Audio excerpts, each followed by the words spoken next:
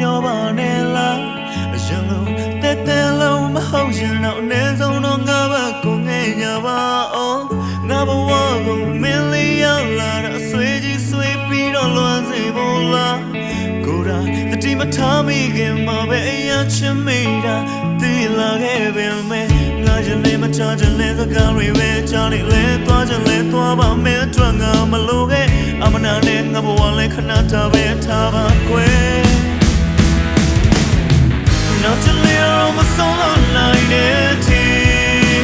မင်းကိုချစ်မိပြီကဘာမပြောနေရတော့မင်းအတွက်ငါပဲရှိဒါလို့မင်းလည်းဒီဟိုလိုမပြောင်းလဲနိုင်တော့ဟောင်းတော့မတော်ပဲချစ်ပါမယ်ဆိုလဲကိုယ်တွေ့တယ်မလဲခလေးလေးတယောက်လို့ချစ်နေမိတာမသူပြောမဆိုရင်ငါပဲခွဲသွားလိုက်ပါ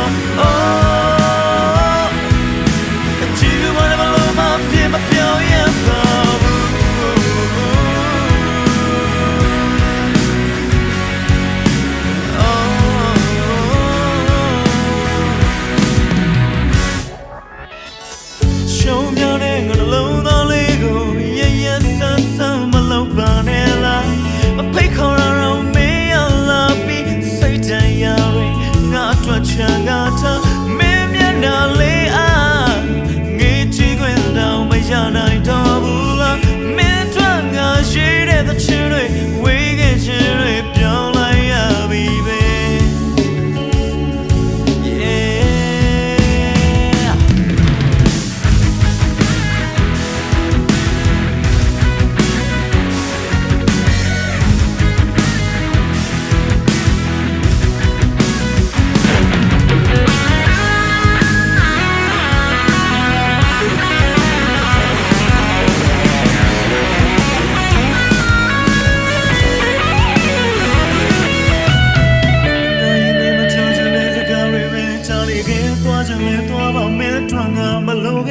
အမနာနဲ့ငါဘဝလည်းခဏတာပဲထားပါကွယ်